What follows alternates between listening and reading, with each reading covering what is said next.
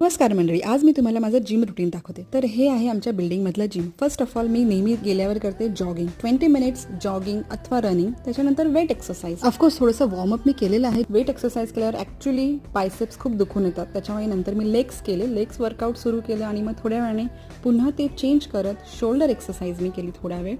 Shoulder exercise केल्यावर थोडं बऱ्यापैकी वॉर्मअप झालं आणि मग मी केलं कार्डिओ.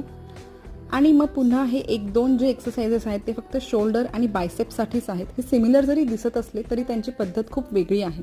पुन्हा शोल्डर प्रेस केलं आणि मग याच्यानंतर होतं एक माझं फेवरेट एक्सरसाइज तुम्ही पाहताय.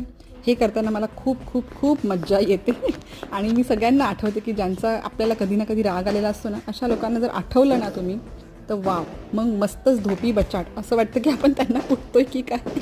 मस्तपैकी एक्सरसाइजचा डे माझा गेला. तुम्ही कशी एक्सरसाइज करता आणि माझी एक्सरसाइज तुम्हाला कशी वाटली मला नक्की सांगा कमेंट करून. आणि भेटूया पुन्हा. Bye bye.